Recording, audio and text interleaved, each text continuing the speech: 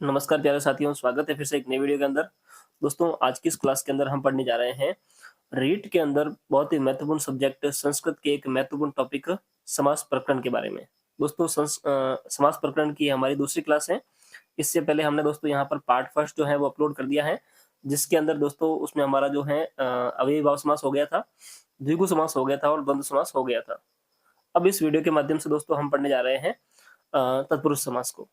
तो दोस्तों, एक प्रक्रियागत तौर पर और बड़े ही शॉर्ट ट्रिक्स के साथ में हम इनको समझेंगे, ताकि हमारा प्रश्न आने वाला एक भी गलत नहीं हो। तो चलिए शुरू करते हैं फटाफट से तत्पुरुष समास को। तो दोस्तों, तत्पुरुष समास, ठीक है, इसके अंदर दोस्तों क्या होता है, इसमें होता है दोस्तों प्रायण उत्तर पद प्रधान तत्पुरुष समास। ये इसकी वृत्ति है और वृत्ति से भी जो है कई बार प्रश्न बन जाते हैं, तो वृत्ति को भी आप ध्यान रखें। वृत्ति क्या कहती है दोस्तों, वो कहती है कि प्रायण यानी कि प्राय, उत्तर पद प्रधान यानी कि दूसरा पद प्रधान। देखिए, ये तो होता है पूर्व पद और ये होता है उत्तर पद।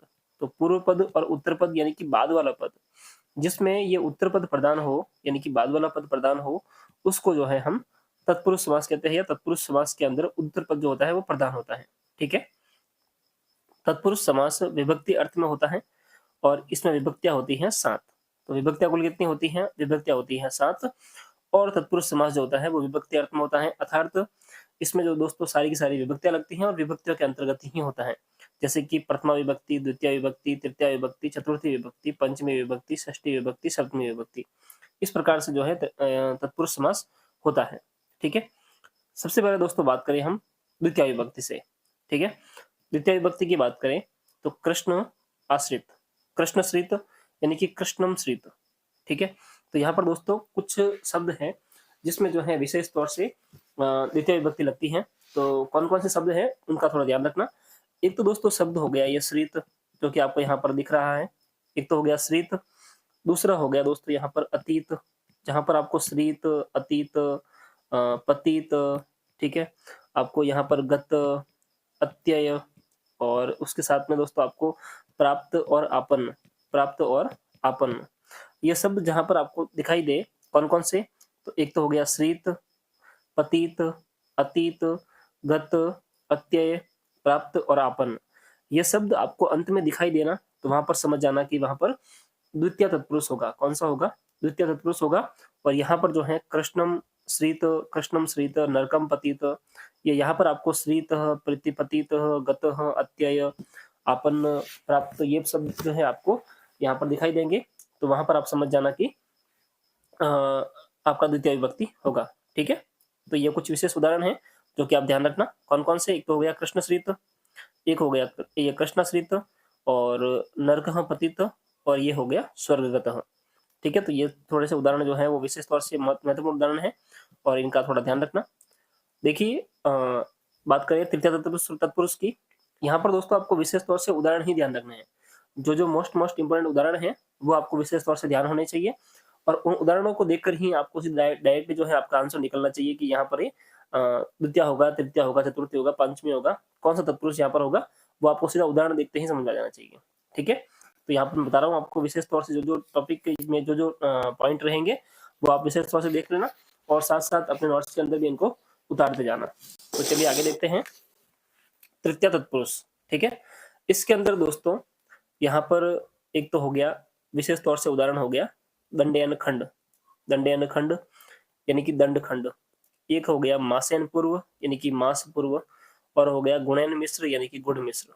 देखिए, यहाँ पर जो ये दंडयन लिखा हुआ, यहाँ पर हो गया राम रामो रामा, रामम रामो रामन, रामायण। तो यहाँ पर रामायण यानी कि दंडयन, उसी प्रकार से मासेन उसी प्रकार से हो गया जैसे ग्राफ बनता है, गुणैन भी उसी प्रकार से हो जाता है। तो यहाँ पर दंडयन हो गया, मासेन हो गया, गुणैन हो गया, ये सभी जो है तृतीय विभक्ति के रूप है इनके। ठीक है, तो यहाँ पर जो है तृतीय विभक्ति होगी, और इनका जो सामासिक रूप होगा वो होगा दंड खंड, मास पूर्व, गुण मिश्र। तो इन चीजों का थोड़ा ध्यान रखना। तो यहाँ पर जो है गुणवाची शब्द होंगे, क्या होंगे, गुणवाची शब्द होंगे। ठीक है, आगे बात करें चतुर्थी तत्पुरुष के अंदर, तो यहाँ पर मोस्ट इंपोर्टेंट जो सूत्र है, जो उदाहरण है वो एक है दोस्तों भूतबली, एक यहाँ पर उदाहरण है वो है युपाय दारू, और एक है यहाँ पर उसी प्रकार से दुजाय अयम या दुजाय इदम हो गया, और एक हो गया यहाँ पर गौव्य हितम यानी कि गौहितम। ठीक है, तो ये कुछ इसके विशेष उदाहरण हैं जिनको आप ध्यान रखना। इसमें दोस्तों यहाँ पर कुछ कुछ विशेष बातें हैं जिनको आप ध्यान रखना। यानी कि देखो, एक तो होता है अर्थ, ठीक है, एक तो आ जाता है अर्थ, दूसरा हो गया बलि, अर्थ हो गया, बलि हो गया, हित हो गया, रक्षित हो गया, एक हो गया दोस्तों सुख, सुख हो गया। ठीक है, तो अर्थ हो गया, बलि हो गया, हित हो गया, रक्षित हो गया और सुख हो गया।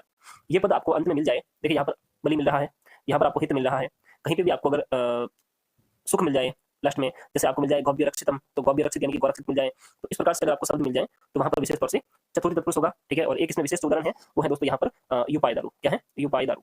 तो ये थोड़ा ध्यान रखना, यूपाई दारू ये भी एक इंपॉर्टेंट उदाहरण है इसके अंदर। तो यूप दारू होगा, इसका क्या होगा? यूप दारू। ठीक है, तो ये थोड़ा ध्यान रखना, ये एक बड़ा ही इंपॉर्टेंट सवाल है और यहाँ से भी प्रश्न बनते हैं। ठीक है, तो भूत बलि हो गया, गौहितम हो गया और यूपाई दारू हो गया। ठीक है, ये इसके चतुर्थी तत्पुरुष के उदाहरण हो गए। पंचमी की बात करें तो यहाँ पर भयवाची शब्द आएंगे। क्या आएंगे? भयवाची शब्द आएंगे यहाँ पर। ठीक है, जहाँ पर भी भयवाची शब्द आए उनमें जो है यहाँ पर पंचमी तत्पुरुष होगा, जैसे कि चोर भयम हो गया। ठीक है, स्तोकान मुक्त हो गया। ठीक है, तो स्तोकान मुक्त हो गया, चोर भयम हो गया। यहाँ पर जो है पंचमी विभक्ति होगा, जहाँ पर भी भय शब्द आ जाए। ठीक है, तो वहाँ पर जो है पंचमी विभक्ति प्रयोग होगी। ठीक है, तो ये थोड़ा ध्यान रखना पंचमी विभक्ति के अंदर। और यहाँ पर आपको स्पष्ट हो जाएगा चोरात भयम यानी कि राम रामो रामा रामम रामो रामान रामेन रामभ्यम रामी रामात रामात यानी कि रामात चोरात हो गया, स्वेकात हो गया, स्तोकात हो गया। तो यहाँ पर जो है आपको ये देखते ही पता चल जाएगा कि यहाँ पर चतुर्थी है, पंचमी है, बस आपको यहाँ पर शब्द रूप थोड़े ध्यान होने चाहिए। ठीक है, और यहाँ पर बात करें तो यहाँ पर भयवाची शब्द आएंगे तो उनसे आपको स्पष्ट हो जाएगा कि यहाँ पर कौन सी विभक्ति लगने वाली है। ठीक है, बात करें हम आगे षष्ठी तत्पुरुष, तो षष्ठी तत्पुरुष के अंदर दोस्तों यहाँ पर विशेष तौर से हम बात करें षष्ठी के अंदर तो यहाँ पर दोस्तों समर्थ शब्द आएंगे। ठीक है ना, जैसे कि राज्य पुरुष यानी कि राजा का पुरुष। कैसा पुरुष? राजा का पुरुष। ठीक है, देवानाम लोक यानी कि देवलोक, देवानाम लोक यानी कि देवलोक, मनस्विकार यानी कि मनोविकार। ठीक है, जब आपको ऐसे शब्द मिले यानी कि राजा का पुरुष, यहाँ पर काके की का जो प्रसंग आया ना दोस्तों, तो वहाँ पर ध्यान रखना कि वहाँ पर षष्ठी तत्पुरुष होगा। ठीक है, काके की का प्रसंग आएगा, वहाँ पर षष्ठी तत्पुरुष होगा। ठीक है, और अंत में बात करें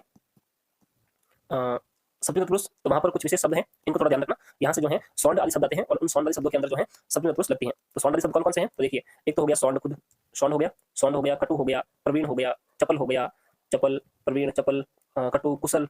ठीक है, तो जो ये शब्द है ना, सौंड हो गया, कटु हो गया, प्रवीण हो गया, चपल हो गया, कुशल हो गया, ये शब्द आपको अगर अंत में मिले, ठीक है, या निपुण हो गया, ये शब्द आपको अंत में मिले तो वहाँ पर जो है ये सौंड आदि शब्द होते हैं और यहाँ पर जो है सप्तमी विभक्ति का प्रयोग होता है। ठीक है, जैसे कि अक्ष सौंड, रस सिद्ध, व्याकरण निपुण, जल शुष्क और कट प्रवीण। ठीक है, कटु प्रवीण। तो ये जो शब्द है ये विशेष तौर से ध्यान रखना, यहाँ से जो है विशेष तौर से प्रश्न बनते हैं और ये बड़े ही इंपॉर्टेंट उदाहरण है, तो ये मैं आपके लिए विशेष तौर से लेकर आया हूँ। बाकी अगर आप कोई प्रश्न देखें और आपको इंपॉर्टेंट कोई भी आपको उदाहरण लगे तो वो आप इसके साथ जरूर से ऐड कर लेना, उनको बार बार रिपीट करना, तो यहाँ से जो है आपका ये कंसेप्ट क्लियर हो जाएगा। ठीक है, तो ये हो गया अपना तत्पुरुष समास। अगला बात करें दोस्तों, इसी का जो भेद है वो है कर्मधारय समास। द्विगु समास जो है हमने ऊपर देख लिया संख्यावाचक के प्रसंग में। ठीक है, तो आप पहले वीडियो के अंदर जाकर देख सकते हैं। एक है दोस्तों अपना दूसरा कर्मधारय समास, ये भी जो है तत्पुरुष समास का ही भेद है। बात करें दोस्तों इसके अंदर कर्मधारय समास के अंदर, तो यहाँ पर दोस्तों कर्म की प्रधानता होती है। किसकी होती है?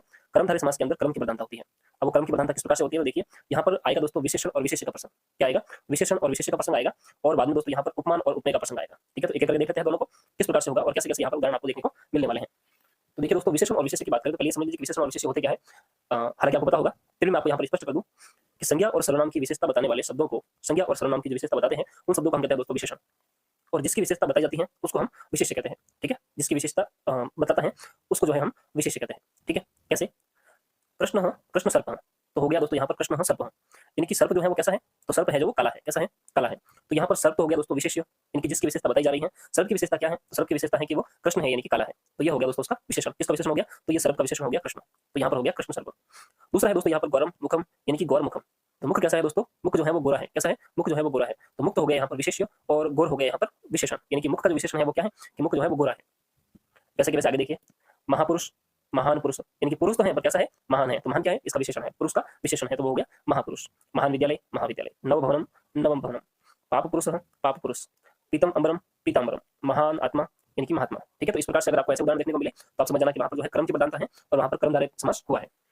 दोस्तों इसी प्रकार से आपके हिंदी में भी जो है इसी प्रकार से समास होते हैं। तो आपको अगर संस्कृत समास आप पढ़ रहे हैं तो आपको हिंदी के पढ़ने की अलग से आवश्यकता है नहीं, तो आप सिर्फ यहाँ से जो है अपने ये समास देख लेना, इससे आपके हिंदी के भी जो है क्लियर हो जाएंगे। ठीक है, दूसरा बात करें दोस्तों कर्मधारय समास के अंदर, तो वो है उपमान और उपमेय।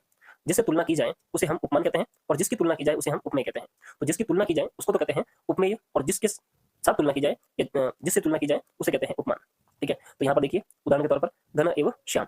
ठीक है, घन एवं श्याम, तो घन यानी कि हो गया बादल, घन का मतलब हो गया बादल और श्याम का मतलब हो गया काला। ठीक है, तो बादल कैसे हैं? काले हैं। घन एवं श्याम, और यहाँ पर मैं आपको स्पष्ट कर दूं कि इव का मतलब जो होता है वो होता है समान। क्या होता है? समान, यानी कि बादल के समान श्याम। ठीक है ना, बादल के समान जो है काला। ठीक है, तो यहाँ पर हो गया घनश्याम। ठीक है, गज स्थूल, यानी कि गज के समान स्थूल। कैसा है? गज के समान ठहरा हुआ। ठीक है, चंद्र मनोहर, चंद्र मनोहर, तो यहाँ पर देखिए आप चंद्र मनोहर, चंद्र एवं मनोहर, यानी कि चंद्र के समान मनोहर। कैसा? मनोहर तो है पर कैसा है? चंद्रमा के समान मनोहर। कर्पूर एवं गौरम, यानी कि गोरा तो है पर कैसा है? कपूर के समान गोरा है, तो कर्पूर गौरम। ठीक है, दुग्धम धवलम, तो दूध के समान धवला है जो। नयनम एवं कमलम, यानी कि नयन कमलम। चरण एवं कमलम, यानी कि चरण कमलम। राम एवं नारायण, यानी कि राम नारायण। ठीक है, तो जो राम है, राम के समान ही क्या है? नारायण है। ठीक है, तो यहाँ पर दोस्तों राम जो है वो हो गया यहाँ पर उपमेय और नारायण जो हो गया वो हो गया दोस्तों यहाँ पर उपमान। ठीक है, तो राम जो है वो जिसकी तुलना की जा रही है वो तो है राम, और जिसके साथ तुलना की जा रही है या जिससे तुलना की जा रही है वो नारायण है, तो वो यहाँ पर हो गया उपमान। ठीक है, यहाँ पर उपमान और उपमेय के प्रसंग में और विशेषण और विशेष के प्रसंग में दोस्तों यहाँ पर जो है कर्मधारय समास होगा, और उम्मीद करता हूँ कि ये कंसेप्ट आपका क्लियर हो गया होगा। ठीक है, आगे बात करें दोस्तों बहुब्रीहि समास के बारे में। आगे देखते हैं दोस्तों बहुब्रीहि समास के बारे में।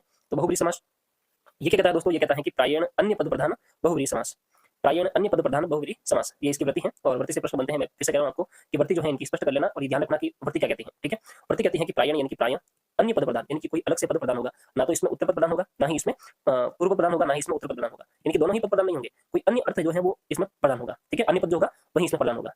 तो उत्तर पद, पूर्व पद और उत्तर पद दोनों ही प्रधान नहीं होंगे, अन्य जो पद होगा वो इसके अंदर प्रधान होता है, उसे जो है हम बहुब्रीहि समास कहते हैं।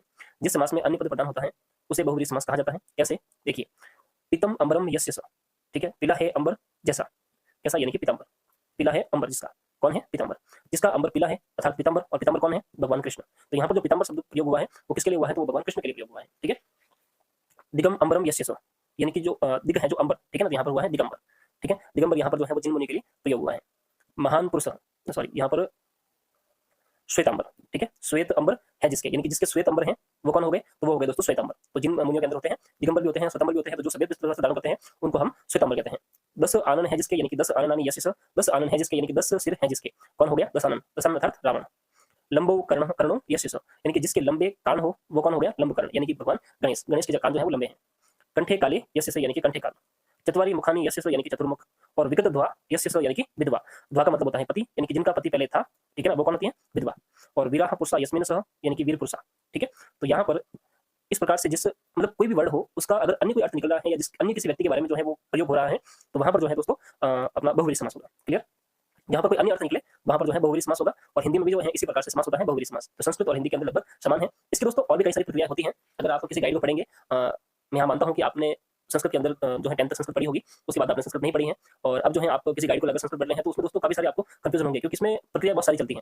ठीक है, तो यहाँ पर आपको मोटे मोटे तौर पर वो चीजें देखनी है जो कि आपका कंसेप्ट आपको दूर हो जाए और वहां से आपका प्रश्न सही हो जाए। बाकी प्रक्रिया में फंसने की आपको जरूरत नहीं है। ठीक है, यहाँ पर आपका कंसेप्ट दूर होना चाहिए और यहाँ से आने वाला सवाल आपका गलत नहीं होना चाहिए, बस इतना आपका उद्देश्य होना चाहिए। ठीक है, बाकी इसकी बहुत लंबी चौड़ी प्रक्रिया है, अगर हम प्रक्रिया में जाएंगे तो ये रेट तक भी जो है इनकी प्रक्रिया खत्म नहीं होगी, और ये संस्कृत बड़ा लंबा विषय है, इसमें आप जो है फंस जाएंगे और आपको समझ नहीं आएगा। तो इसलिए जो विशेष तौर से जो इसके उदाहरण है उनको विशेष तौर से देख लेना, आपकी किताब के अंदर उदाहरण दिए हुए होंगे, उन उदाहरणों को बार बार देखना, इससे आपका अच्छा रिवीजन हो जाएगा और वो उदाहरण जो है आपके माइंड में सेट हो जाएंगे और वहां से आपका प्रश्न गलत नहीं होगा। ठीक है, तैयारी अब जो है इस कम समय में इस प्रकार से करना ताकि आपका प्रश्न आपका गलत नहीं हो। ठीक है, और जो प्रश्न इसमें जो उदाहरण इसमें इंपॉर्टेंट हो उनको स्टार मार्क करके रख देना या उनको हाईलाइट करके रख देना, उनको बार-बार जो है उनको रिवीजन करना। ठीक, अब देखते हैं इसमें लास्ट जो अपना समास है वो है दोस्तों केवल समास। कौन सा है, केवल समास। इसके दोस्तों वृत्ति क्या कहती है, वो कहती है कि विशेष संज्ञा विनिर्मुक्तः केवल समास, विशेष संज्ञा विनिर्मुक्तः केवल समास। तो यहाँ पर दोस्तों ये पंक्ति आपको दे दी जाएगी और यहाँ पर आपको खाली जगह छोड़ दी जाएगी। विशेष तौर से ऐसे ही प्रश्न बनते हैं। ठीक है, अगर प्रश्न बनेगा केवल समास का तो ऐसा बन सकता है इसकी वृत्ति को लेकर, तो यहाँ पर आपको ये चीज दे दी जाएगी और यहाँ पर आपको जो है ये खाली जगह छोड़ दी जाएगी, तो यहाँ पर आपको बताना पड़ेगा कि ये समास कौन सा है। तो वृत्ति आपको याद होनी चाहिए, विशेष संज्ञा विनिर्मुक्तः केवल समास, यानी कि जो विशेष संज्ञा से विनिर्मुक्त हो, ठीक है ना, उसको जो है हम केवल समास कहते हैं। विशेष संज्ञा से युक्त समास को केवल समास कहा जाता है। इन 6 समासों के अलावा जो कुछ विशेष रहता है वो केवल समास के अंतर्गत आता है। ठीक है, यानी कि जो हमने जितने भी समास देखे, ठीक है, जिसमें अपना तत्पुरुष हो गया, बहुव्रीहि हो गया, अव्ययभाव हो गया, कर्मधारय हो गया, द्विगु हो गया, द्वंद्व हो गया, तो जितने भी हमने समास देखे उनके अलावा जो भी शेष बचता है ना वो सारे का सारा केवल समास के अंतर्गत आता है। इसमें ज्यादा कुछ प्रश्न बनते नहीं है। अगर प्रश्न बनेंगे तो वो बनेगा एक तो भूतपूर्व का, ठीक है, और एक वागर्थाविव का। ये बड़े ही इंपॉर्टेंट इसके 2 उदाहरण है, तो ये थोड़ा ध्यान रखना। पूर्व भूत लिखा हुआ आएगा या फिर वागर्थाविव लिखा आएगा या फिर आपको ये दोनों सामासिक शब्द दिए हुए आएंगे और आपको यहाँ बताना पड़ेगा कि यहाँ पर समास कौन सा है, या फिर आपको जो है यहाँ पर ये वृत्ति से प्रश्न बन सकता है कि ये वृत्ति लेकर आ जाएगी, आपको यहाँ पर आपको खाली जगह छोड़ दी जाएगी, जो बताना पड़ेगा आपको कि यहाँ पर जो है वृत्ति किस समास से संबंधित है। ठीक है, तो ये इसका जो है विशेष उदाहरण रहेगा। ये 2 जो उदाहरण है इसके विशेष है जो कि आप देख लेना, एक तो भूतपूर्व हो गया, एक वागर्थाविव हो गया। ठीक है, दोस्तों उम्मीद करता हूं कि ये समास वाला प्रकरण आपको समझ में आ गया होगा और संधि के साथ साथ हमारा समास वाला टॉपिक भी जो है आज कंप्लीट हो जाता है। तो ये 2 वीडियो के अंदर हमने समास को यहाँ पर कंप्लीट कर दिया है। कल की वीडियो के अंदर हम दोस्तों देखने वाले हैं कारक प्रकरण को। ठीक है, और फिर से कह रहा हूं आपको समास के प्रसंग में आपके पास जो भी गाइड है उससे जितने भी आपके उदाहरण है उनमें विशेष तौर से देखना, जो मोस्ट इंपोर्टेंट उदाहरण है और पिछले एग्जाम के अंदर जो आए वो उदाहरण है उनको भी साथ लेकर चलना, और जो आपको विशेष लगे उनको स्टार मार्क करके यहाँ पर नोट कर देना। ठीक है, क्योंकि सारे उदाहरण आपको दे नहीं सकता, इसलिए जो भी आपको अपनी किताब में उदाहरण मोस्ट इंपोर्टेंट लगे उनको स्टार मार्क करके उनको बार-बार रिवीजन करना और ज्यादा प्रक्रिया में फंसने की जरूरत नहीं है। ठीक है, तो मिलते हैं